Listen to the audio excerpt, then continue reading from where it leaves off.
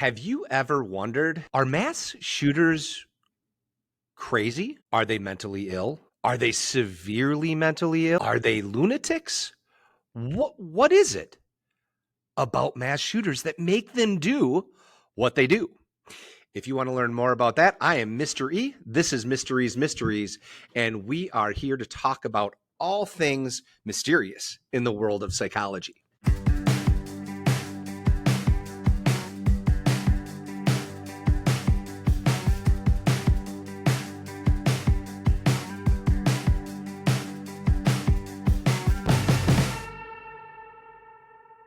The big question comes, and we could go over this through and through, over and over. What causes mass shooters to do what they do? When we focus on the word cause, we have to be very careful.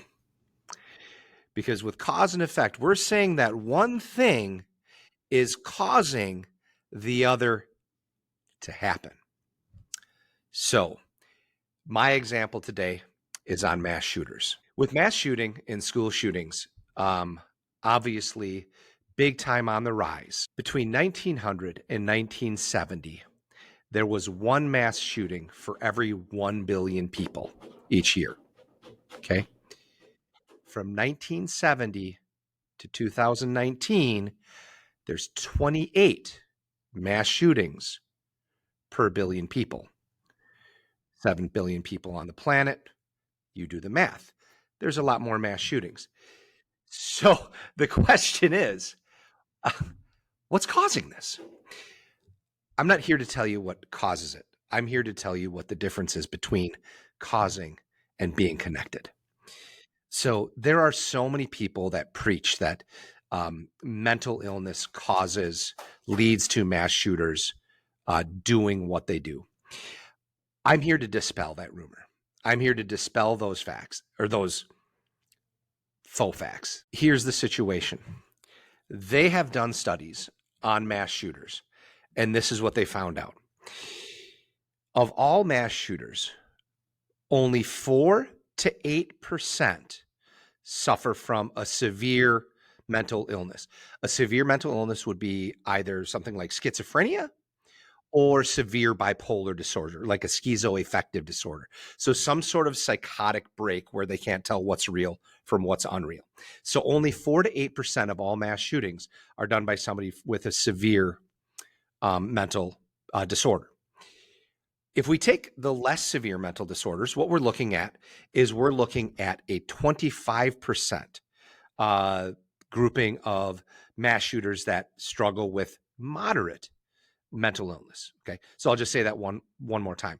So of all the mass shooters, 25% suffer from a moderate mental illness. That would be something like depression, anxiety disorders, PTSD, OCD, postpartum depression, things like that. So just the moderate mental illnesses, still mental illnesses. They still impact people's ability to live and thrive, but only 25%. And you might say, and there's some people that claim that it's up to 33%, but we'll stick with about 25% of all mass shooters suffer from a moderate mental illness. That mirrors the general population. The general population is approximately 25% of us have suffered or do suffer from a moderate mental illness. So the other piece that we need to understand is that just because somebody suffers from a mental illness, it doesn't mean the mental illness caused that person to commit the heinous act. So what you have to do is you have to look at other connections. In the world of science and psychology, we talk about correlations. So with a correlation, if I were to just give you kind of a little piece of what is a correlation is two factors that rise together, fall together, or one rises and one falls. For example, self-esteem rises, depression scores fall. Okay. Higher the self-esteem, less likely to be depressed. Those two are correlated. Okay. The higher the ACT score, the higher the college GPA. those two are correlated. They move together. They're two factors that move together. But we can't say that one causes the other without doing experimentation. And so when we talk about mass shooters and the mass shooting phenomenon, we have to look at, okay, so what are the strong correlations? So we can break it down into two groups of mass shooters. We can talk about the school shooters, and then we can talk about just the other mass shootings that occur. Almost all are done by males. Okay. With mass shooting, a majority of mass shooters are males in their middle age. And then the majority of school shooters are males. And there are three factors that are common in all mass shooters. Just because they're common, it doesn't mean they cause this, but they're common. Number one, the majority of mass shooters have suffered some childhood trauma. Not all, but the majority have suffered some childhood trauma. Number two, they're triggered by a major stressor: loss of a job, loss of financial security, a breakup, a hopelessness or helplessness, extreme isolation. And let's just talk very briefly about this extreme isolation as a stressor. 90% of school shooters have been defined as being ostracized, or by ostracizing themselves from society, meaning that they have either been pushed out or they pulled themselves out of society and have either done self-isolation or have become isolated from others. So we have the childhood trauma. We have a major stressor life event. The third one in almost all is this radicalization online, where they get in these chat groups where people talk about mass shootings, they glorify mass shootings, et cetera, et cetera. So the third step is this radicalization. And then the fourth step is the availability of the guns. So those are our four steps in commonalities between mass shooters.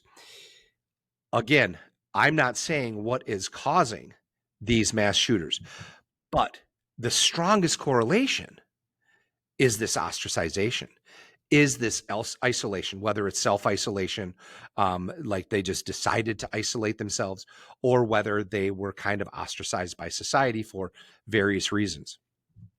But that is the most powerful correlation.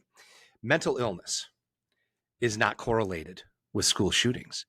Not when you only have 20%, 25% of mass shooters suffering from a moderate mental illness, when that really mirrors the general population, and with the inability really to even come close to connecting the mental illness as being the cause of the violent act. It's incredibly, incredibly rare. The last thing that I wanted to talk about with the radicalization and with the ostracization, the majority of mass shooters have suffered from or are dealing with suicidal thoughts. So in their end game, they're not just dealing with this mass shooting, they're also planning on taking themselves out, either their own suicide or suicide by police officer. So those are the most common correlations and connections between mass shootings and behaviors, etc. And I'm here to tell you that mental illness is not one of them, nor has it ever been proven in any scientific study to be a causal factor in mass shootings. So when you hear people talk about mass shootings and they say, well, we really need to clean up our mental health system, I would say, you know what, we really do need to clean up our mental health system, but not because of mass shootings. We just need to clean it up because mental health is really super important. But really, ultimately, when we look at this, these mass shooters, they're really, mental illness is not a causal factor with this. So it's just something to think about. Let me know your thoughts as we continue on this path. I'm going to talk more about experimentation and what cause and effect is and what correlations are. We're going to talk more about that as we move forward.